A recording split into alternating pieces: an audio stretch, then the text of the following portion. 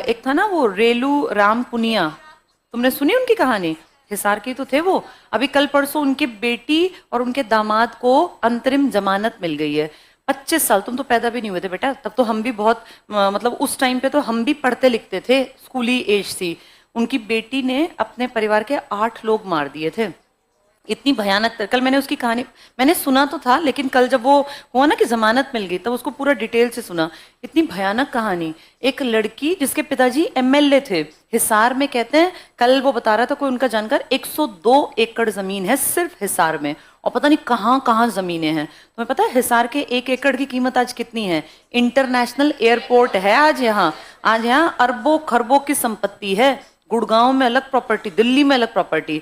उनके पास था क्या? एक छोटा सा परिवार, उस जमाने के हिसाब से ज्यादा बड़ा परिवार नहीं था। एक बेटा था, उसकी शादी कर दी थी, उसके 3 बच्चे थे, यानी 5 का परिवार हो गया बेटे का।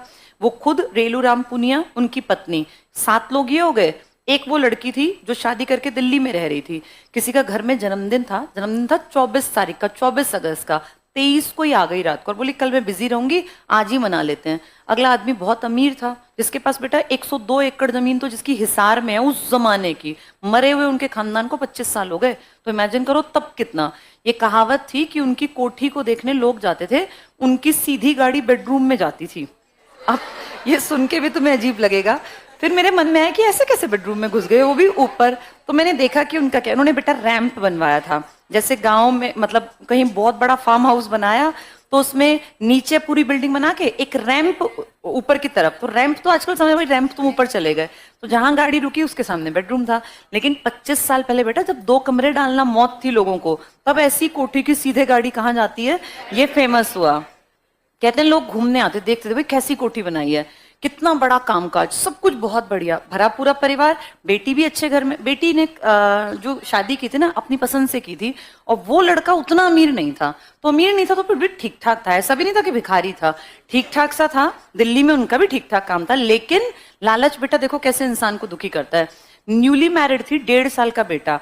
उस बेटे को तो वहां छोड़ आई कि अपने घर जा रही हूँ, आज हम बर्थडे पार्टी मनाएंगे।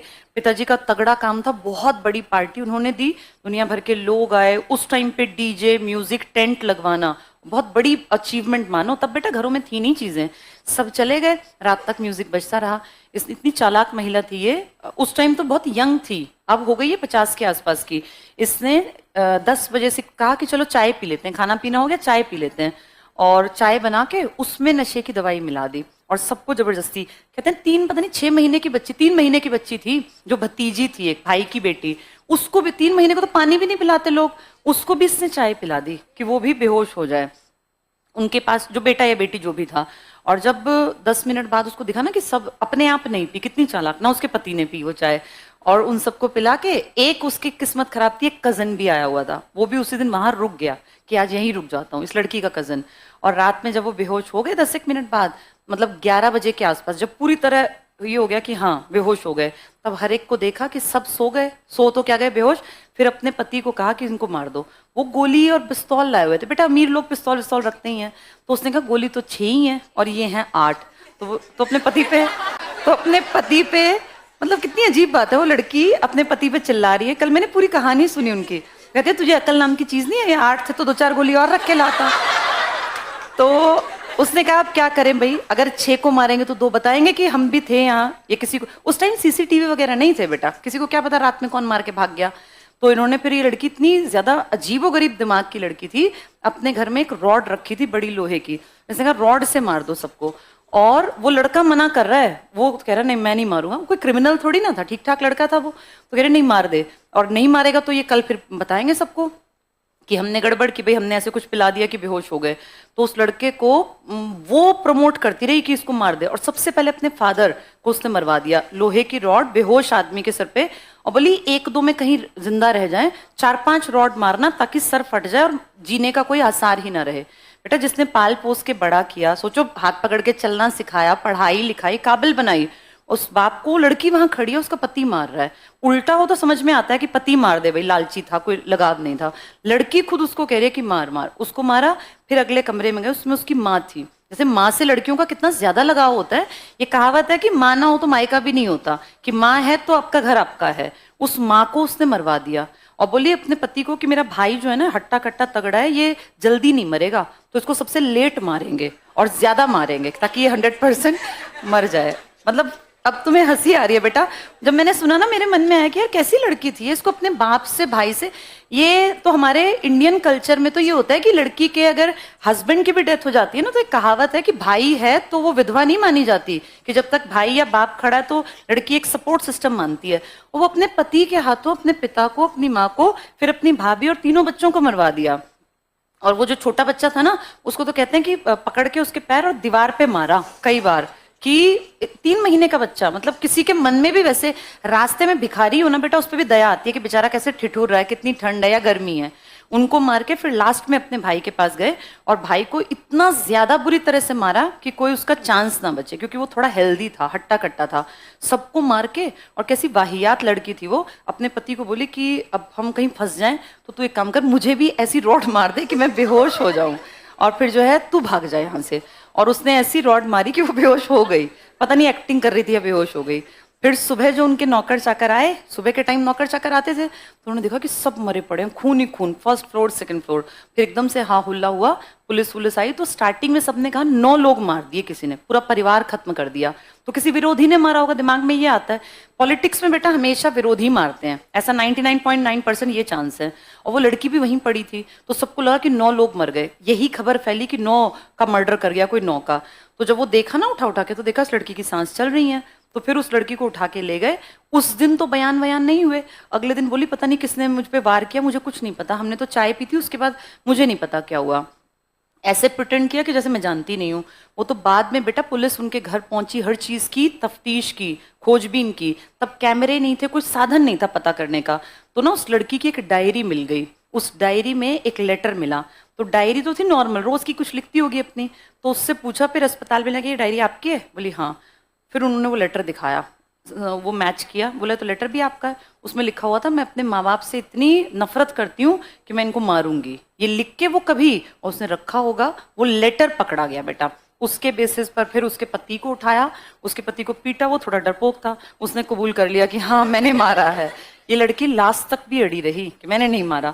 फिर पहले मान गई, जब इसकी पेशी हुई फिर वहां जाके बोली कि नहीं, मुकर गई, वहां पुलिस के सामने बोल के बाद में मुकरते हैं ना, बोले नहीं मुझे फंसा रहे हैं। वो तो फाइनली फिर इसके पति ने और इन सब ने जब कहा कि नहीं मारा है, तब इसने माना।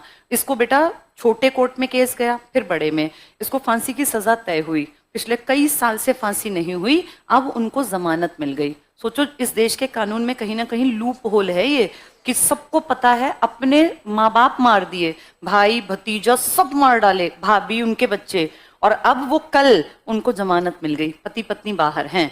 तो अब बहुत सारे लोग ये कह रहे थे कि पता नहीं किस किस को और मार दें, ये इनका कोई भरोसा नहीं है। जैसे ये गलत है अगर इस तरह से। कुछ लोग कह रहे थे कि उन्होंने मर्सी पिटीशन डाली थी, ये थी ना प्रतिभा पाटिल, उसके टाइम पर उस टाइम पे तो शायद मिली नहीं थी। अब ये ऐसा केस है, इसके ऊपर एक डिस्प्यूट बनेगा कि अगर कोई ऐसा करके अगर छूट रहा है तो ये तो अगलों को शय मिल गई कि कोई किसी को मार दो, 20-25 साल बाद छूट जाओगे। अगर ध्यान से देखे तो उस लड़की ने सब कुछ बर्बाद कर दिया, पूरा घर परिवार। अब वो बाहर भी आ गई। अच्छा, जज के सामने पता है क्या बोली? बोली मुझे ज्यादा सजा मत देना, मेरा 1.5 साल का बेटा है। तो जज ने कहा तुम्हें शर्म नहीं आती? तुमने 3 महीने का बच्चा मारा, उनकी छोटी छोटी बेटियां मारी, तुमने उनका बेटा मारा, उनके माँ बाप, अपने माँ बाप मार दिए, अपने बेटे से इतना लगाओ। तो हो सकता है उस लड़की का दिमाग थोड़ा सा गड़बड़ में हो। ये हिसार की कहानी है बेटा, रेलू राम पुनिया उनका नाम था, और ये बहुत बड़ा केस बना था। कल ये फिर न्यूज में था क्योंकि उनको जमानत मिल गई। बहुत लोग कह रहे हैं कि ये गलत है।